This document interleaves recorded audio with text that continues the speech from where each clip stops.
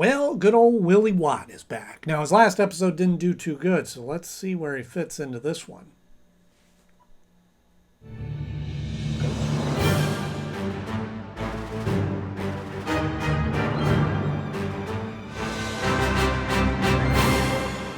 Hello, friends. Welcome back to the show. So glad to see you all once again. And if you're new here, thank you for stopping by. This is the show that I think you might have been looking for. If you enjoy talking about shows and cartoons that you grew up on in the 80s and 90s and looking back on them as an adult. Right now, we're working through our way through a series talking about each and every episode of Batman Beyond. So if that sounds like something you might enjoy, hop below, click the like button, go ahead and hit subscribe because I have new episodes coming out every week.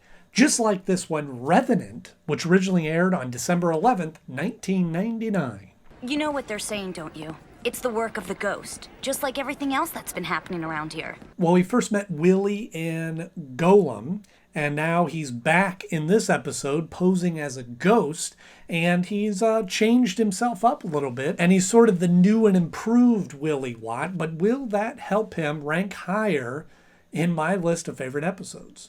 Stay tuned and find out right after our 60-second Beyond Bomb rundown.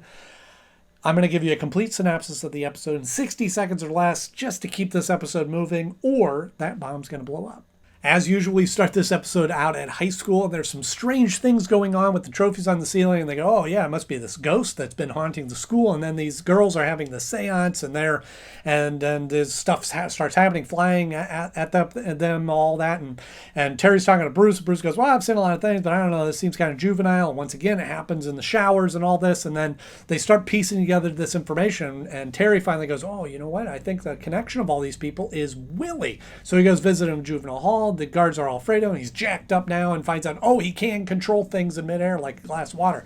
And so as he's doing that, then Terry goes, okay, well, then this is what's happening. And so he's hoping to get out, but then he escapes instead. And then he controls the car of the guy that was taking his girlfriend from him and drives it into a building. And they have a big fight and duke it out. And then it ends with Terry then and his little brother and his family reminiscent photos of that. Boom. I don't want to get too crazy, but I think I'm getting good at this. Not to mention drop dead gorgeous.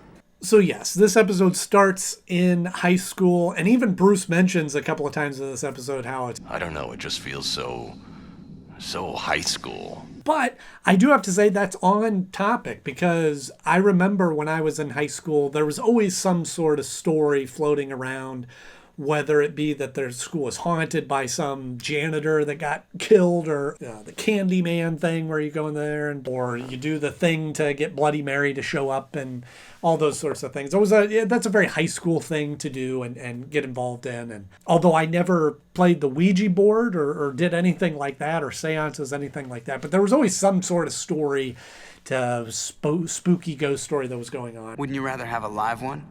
Like me? And I think that's kind of a neat setup, and there's certainly some neat angles to that, because Bruce even talks about, he has experienced some actual supernatural things, as you see in the episode up here. I've seen it all. Demons, witch boys, immortals, zombies. But this thing... But even he's a little skeptical about how true this ghost story really is. And it also gives some intrigue for Terry to get involved in this story that is kind of a high school thing, kind of a smaller picture for him to be dealing with as Batman. But it gives him a way into this and a way of kind of investigating. And even though Bruce is on the outside of that going, I don't know if we need to spend any more time on this. I think it's just kids being kids. Terry believes there's more to it than meets the eye. You're not everybody else. But at the same time, they spend a long time on this premise, even though I know as a Batman fan and as a reader of the comics and a watcher of these shows, this supernatural, ghosts and coming back from the dead, Ra's al Ghul, for crying out loud, is definitely in that supernatural realm. They kind of establish and kind of show their hand a little early in this to go, this isn't actually something supernatural going on. They spend a lot of time on this ghost story element. I mean, we're the ones who raised his spirit. It's logical that he'd want to contact us. But it never comes to fruition. And that's always kind of frustrating in shows like this, where They could have very easily done a setup like this and went, oh, it is a ghost that is haunting the school, or is that wants some sort of thing. It's sci-fi, it's fantasy, it's fiction, it's all those things. And those rules there are not rules about that would be broken in this world. But yet they go down this kind of ruse. Even I'm watching and realizing it's not really a ghost. And then we get to the point and we go, oh yeah, it wasn't really a ghost. Well, now we just wasted the whole first part of this episode, and that wasn't where we were going with it. It all fits. The message, Nelson, the shop teacher, the coach. Whereas I feel like they could have just set it up and went, oh, is it a ghost? Isn't it a ghost? I think it might be. No, it's not. This is kids. And then boom. Oh, it is Willie. And then spend more time with Willie in the episode. And, because even his powers are kind of, out of this world, that he can telekinesis moving things around. So why not spend more time on that? Nobody ever comes to visit Willie. However, at the same time, by talking about ghosts and speaking to the dead and those elements, it opens the door for a really serious moment in this episode where Matt wants to bring a Ouija board back and use it at the house to talk to their dad, who died in the first episode, which you can see up here. To bring Dad's ghost back.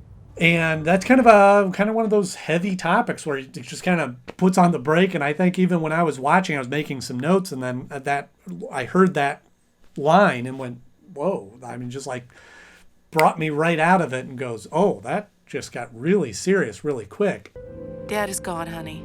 Which at the same time begs the question, with all the trouble that keeps happening to this one high school, that they should be closing it down. They should be doing something with this school, because there's a lot of problems focused around this high school, which is kind of the inherent danger of having so many of the plots exist around this school or around Terry's world, that, just to keep the episodes engaging and intriguing, a lot of stuff needs to happen. If you don't close the school, you'll have me looking over your shoulder in the county jail. Which is sort of the big picture problem of Batman in general, is that, like, boy, Gotham City really has a crime problem. There's a lot of supervillains and gangs and big mob bosses and all these sorts of things happening in this one. I mean, it's a big city, but in this one area is boy, it's a lot to deal with. You'd better be right about this one, kid. And here's a great example of what they could have focused on more in the show. Is they had this jock that this football player, sports athlete or whatever, that Nelson, I think his name was, Willie controls and has him run his car into the school. Surf's up. That in itself, if they didn't show Willie involved in that and just see, hey, we all get out of school early, oh yay, woo, and then they jump in their car and then he drives into the school and everybody goes, what are you doing? I don't know, I lost control, I couldn't control it. There's an interesting mystery, and I feel like if they could have done that earlier in the episode, they could have spent less time on the ghost story stuff and more on, like, I don't know why I did this thing, or I was being controlled to do this, is kind of a better mystery than just, oh, maybe it's a ghost. For me. Maybe I'm wrong, but that's the angle I would have liked to see in this episode. Okay, if that's how you want to play it. I know I mentioned this in the Golem episode, which you can look up here, is that I'm still a little confused about Willie's power. In that episode, they established that, not even established it well, but because of him fusing with this Golem robot, that he somehow developed these powers to control the robot without being connected to it, which isn't well explained in that episode. And then they kind of further that in this episode by going, oh, now he can control things with his mind and can move anything. And yet he's still able to do that while he's in juvenile hall, which I don't know where that is in relation to the school, but he certainly can't see the school from there. So how does he know what he's controlling, or who's where and when they're there? Can he see through things? Can he teleport himself? So that's not real clear. So I spent a good part of this episode going, once they did establish that it was Willie doing this, going, wait, how?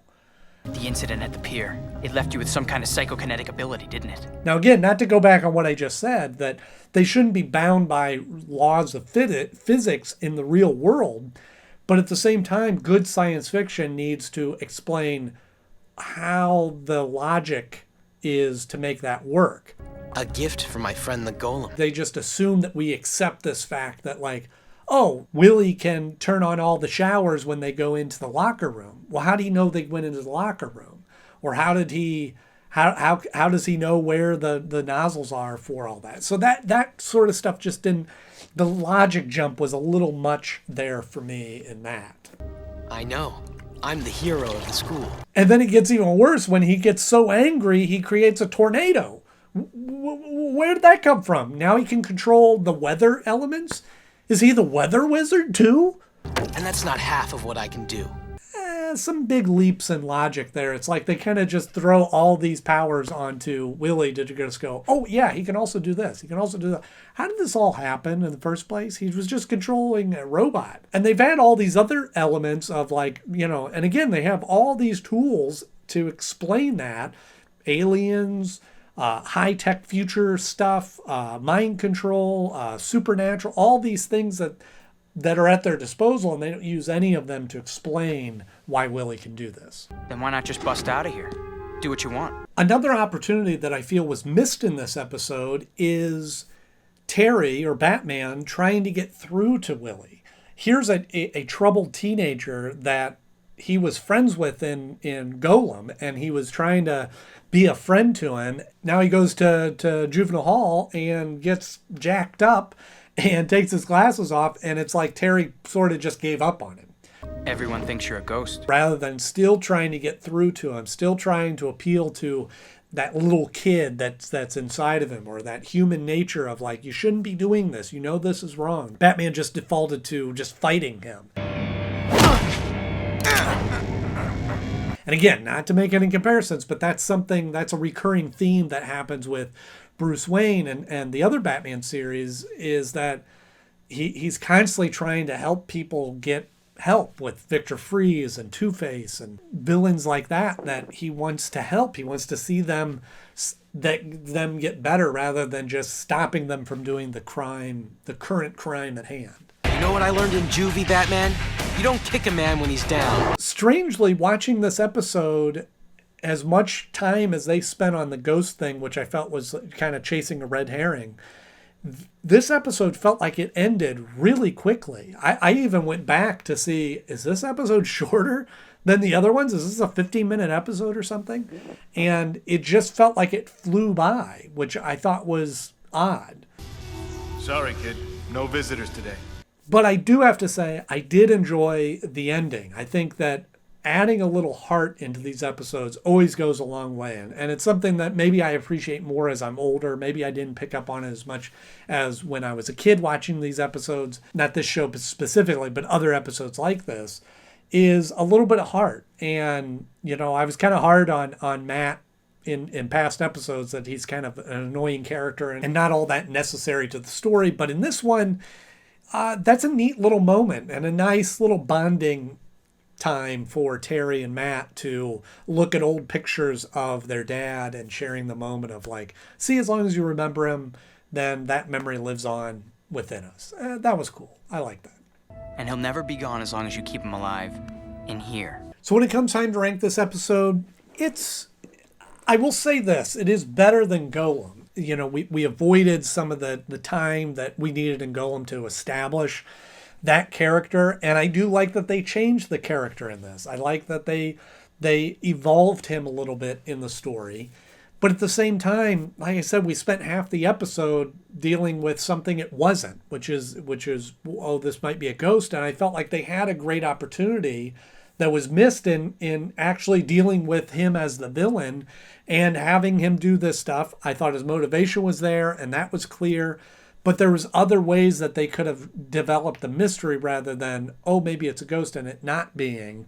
Plus, we were missing that not reform, I don't like the reform episodes, but missing that element of Terry trying to get through to him and trying to convince him to go the right way. So, for all those reasons, this falls at the number 19 spot of my favorite episodes so far. It is just below Splicers, believe it or not. Splicers, I really have some trouble with that episode, but I think that this kind of duality, kind of mixed creatures in this is kind of just an interesting kind of fantasy element to this. Whereas this one wasn't real clear if it was trying to be supernatural or if it was trying to be kind of technological thing. And they don't explain well how Willie's doing this, where Splicers, it makes sense. It just doesn't, not as entertaining. But I do have this beating out Winning Edge because just in a interest level of these episodes is I like that there at least was some sort of mystery in this and not just, oh, here's some kids getting jacked up on steroids. Let's go stop them. Not a fun episode for me. The board has spoken, creep.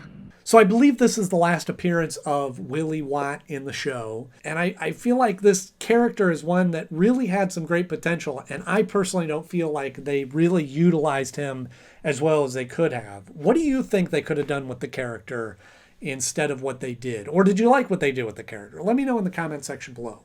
If you enjoyed this episode, please click the like button. If you want to see more episodes like this, just hit subscribe. I have new episodes coming out every week. But if you can't wait till then, you can click on one of the episodes over here to continue watching me review episodes of the DC animated world. But be sure to check back because next up I'm going to be reviewing the episode Babel. As always, thank you so much for watching. I'm Andy Knode. I'll see you soon.